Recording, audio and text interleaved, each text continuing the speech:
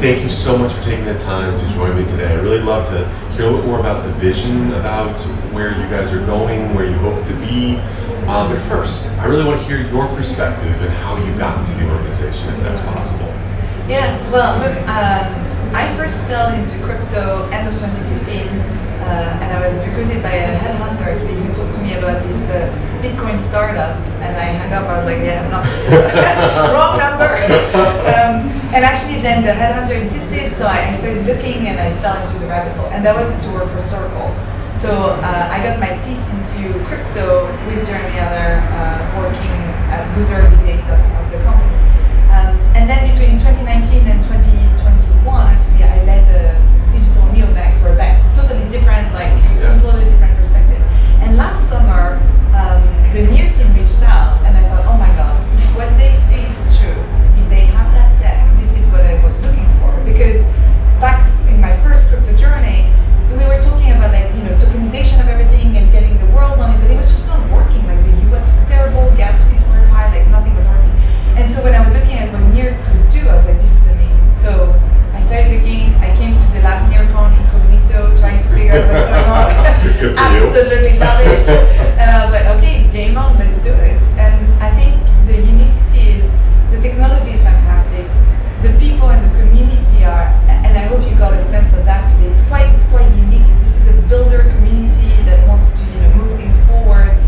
So yeah, all that attracted me to here. No, it's fantastic. You could feel that. I mean, talking to developers over the hackathon, people at various events, everyone is embracing it. They're working together. There's not the I'm going to work in this. This is my walled garden. I'm just going to do this. Much more openness, which is great to see.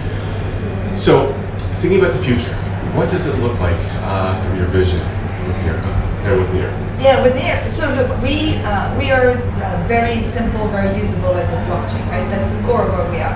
And therefore, what it enables is creators to create without limits. And creators, whether they're developers, entrepreneurs, or Web2 company, like you can do that on a blockchain without having any of the limits. So what concretely what that looks like is having more and more of those fantastic applications that are coming on that gets us to actually having like the billion users that we envision to be on blockchain.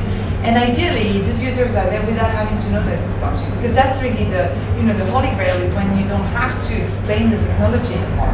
It just works. It's seamless. It's usable. It's friendly, and it does something that is useful to you that you actually want to participate in. So one thing that maybe something that's been around for a while, but I didn't realize that you all are allowed to use JavaScript. Is that something that's new, or it's been like that the entire time? No, it's new. Okay. It's very new. So JavaScript, I think we released 4 weeks ago, maybe, or something like that.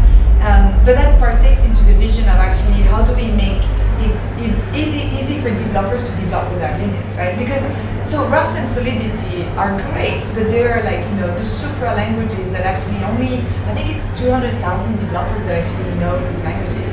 JavaScript, you open the doors to millions of developers.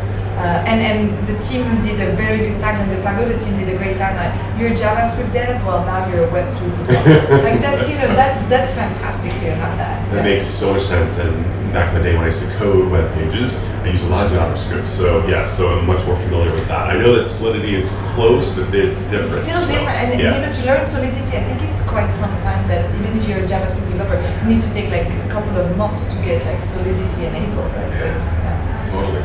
All right, so there is a little thing called the merge that's about to happen in some other ecosystem, but I'd love to hear if that has any impact or implications on NEAR and then the broader ecosystem that you see. Is it a good thing? Do you see that as a positive go forward for the entire ecosystem in NEAR? Well, we think it's going to put proof of stake on the map, globally and worldwide, which is fantastic. What we know of is, however, proof of stake for this other protocol is just the first step, right? And NEAR in its development, and actually we think that's been achieved in particular with the next generation of sharding that we announced. It's like this is going to take a lot of time for the other chain to get to those levels and to get to that, right? So it's just the first step. I think it's helpful because it's going to really put proof of stake on the map for everybody out there. Even, for example, for regulators, right? Which is, let's face it, today, thinking through what are the next generation of actually regulation and how we work with government is really important. So if we're all aligned between behind actually proof of stake, then that will definitely help. Fantastic. No, thank you for that. So I was actually talking to a number of developers over the last few days, and I said I might be talking with you, and I asked them, what types of questions would you ask? And one of them was, what do you see as the competitive advantage for NEAR at this stage?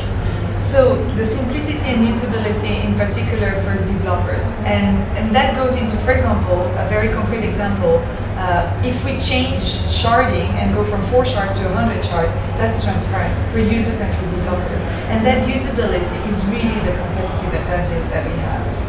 Now that makes a lot of sense, and it's consistent with what you've been talking about, as well as on stage yesterday.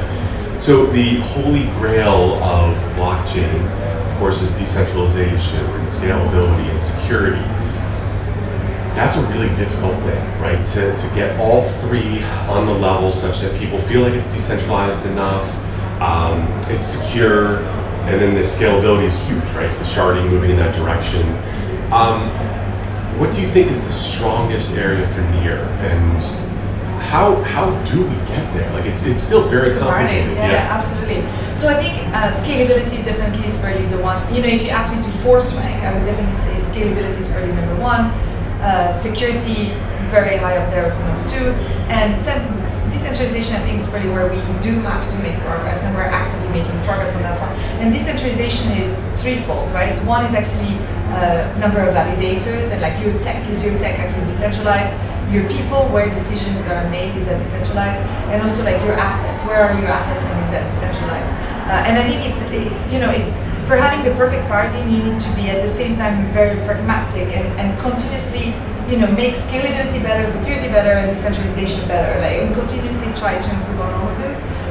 And so I think it's a continuous journey. But we're really excited to see the community is taking on to take, what's the next level of generation for the governance and for continuing to decentralize. They're approaching that with a lot of pragmatism, which is great to see, right? So I think if you had asked me 2-3 months ago, I would probably have said we urgently need to do something, and now I'm seeing that it's actually moving in the right direction. So I have a lot of faith into that. Okay, I get it. That makes sense. So yesterday you spoke for about 30 minutes in 3 different parts. And one of the parts that resonated for me was about diversity and inclusion. And in there, and I've been to a lot of conferences over the years when it comes to especially blockchain, other spaces, and I'm always a little bit dismayed because I'm looking to the audience and it tends to be very heavily dominated by males. So the stats that you threw up were fantastic. So representation from 170-ish countries around the world, maybe 63% male here, 37% female roughly, right? That's unbelievable to have that much diversity, but also 37% female is a big deal because typically when I look into the audience, it's heavily male. So how do we continue that such that there's more women involved, more diversity across the globe? Is there anything that we can do to move that ball forward? Yeah, well, I think, and 2 very pragmatic things that we're doing, right? One is actually on the women's side, we've launched this initiative, which is Women in Web3, our first basically innovator list. And the idea there was to say, can we actually galvanize women around the world who are achieving great things in blockchain? It doesn't need to be on NEAR. Just great things in blockchain. Can we, shout about them and have them on a list, and then have the community vote and create a list of 10 of them who are going to be the role models, right? So I think initiatives like that sometimes might feel artificial, but you need that, right? Because you cannot be what you cannot see, and so it's just shouting about the great work that's happening there. So that is really important, and having initiatives like that, I think is really important. On the other side, the other concrete thing we're doing, we have regional hubs that we're setting up around the world. Some of those are completely organic, right? Because community anywhere can actually start something, but some of those are actually very intentional, and we're saying actually we see the potential of, let's say, India, we have to be there, and so how do we actually get there?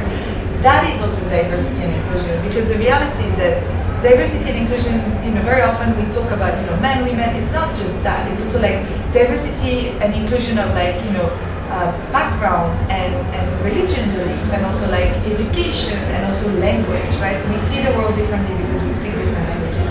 And I would say, back to what we were saying at the beginning, when I did the first NEARCON last year, I was taken back by the community was that. It was already so diverse and inclusive. I was like, this is amazing.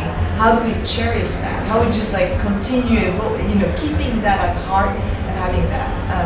And I think, it's beautiful to have those activities to see that we can continue to foster that. Well, wonderful. No, thank you for sharing that. So I guess the last thing is there anything else that you'd like to share about the NEAR Foundation at this stage that we haven't covered or we haven't talked about? No, I think we've covered quite a lot. And thank you, by the way, for being here, for attending yesterday the talk. Oh, it's wonderful. Thank you so much for your time. I appreciate it. Thank you.